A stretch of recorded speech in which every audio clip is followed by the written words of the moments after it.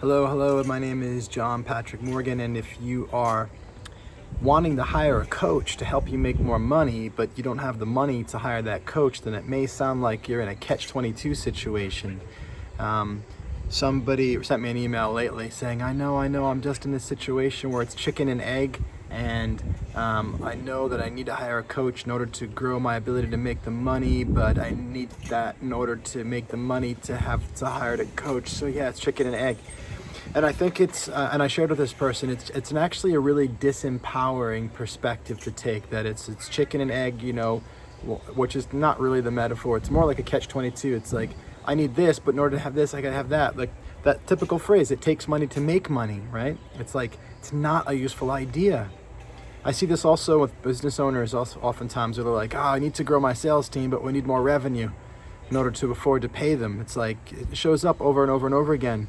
But seeing it that way, seeing it as a catch-22, seeing it as a dichotomy, seeing I need this to get that thing that I want, which will help me to get this thing, it's seeing it that way that creates the problem.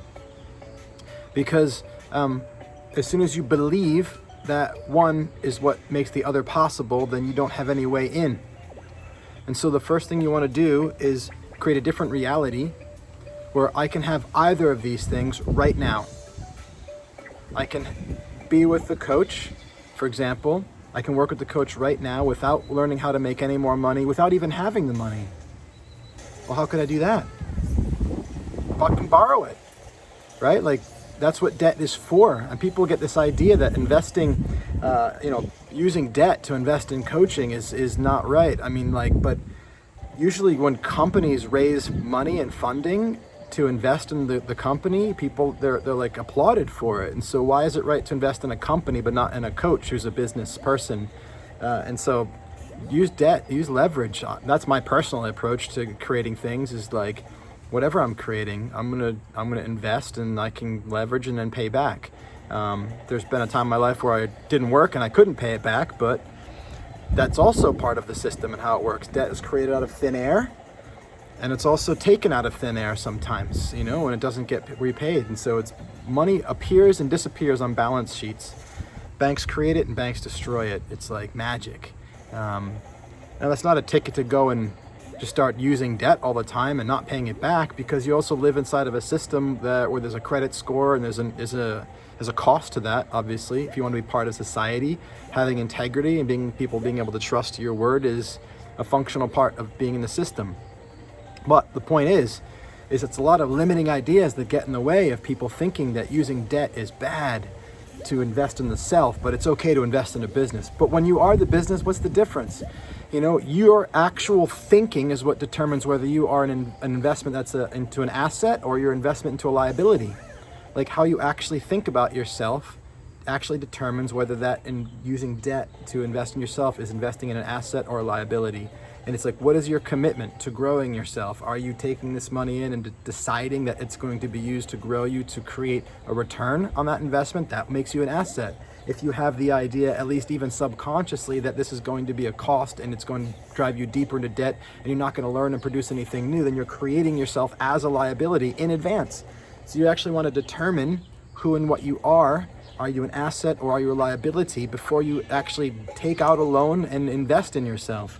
So that's one side of this supposed catch-22. I need money to hire a coach to teach me how to make money. Okay, well, not if you're using debt. But the other side is, what, bud? We're not doing games, only on Mondays. My little boy, this is quarantine coaching. My son's down here playing games. Hey, let me finish this video and then we'll see what else we can find. Can you play another game for a minute? Okay. Daddy? Just until I'm done, bud. I'm almost done. Can you tell me something in 2 minutes when I finish? Okay. So the other side is, I need the money in order to hire a coach, but I need to hire a coach to learn how to make money. So the idea that the only way that I can make money is if I have the coach, that's the other side of the equation. When I'm done making my video, I'll talk to you. But you don't need to hire a coach to make money unless you actually believe that needing a coach to make money is true. Because you could actually decide that I can create the money that I need to hire a coach. For 2 years, I said, I want to work with my mentor when I have the money. At that point, it was 150 grand to hire him and work with him. And I kept saying to myself, when I have it, I'll hire him. And then I realized that saying, when I have it someday, I'll hire him, wasn't working.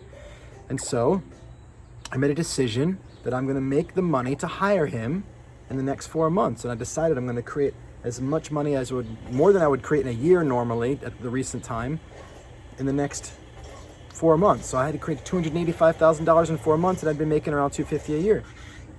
But the decision that I'm going to do that was what actually created that possibility. Instead of saying, I'll hire him when I have it, or instead of saying, I need to work with him so he can teach me to make it that fast and that much, and then I can make it. It's like, no, I just decided that's what I'm going to do. And that possibility, creating that idea and living as that idea, practicing, reminding myself of it on a daily basis and on, all the deeper work of self-creation that I talk about here. But it begins with the idea.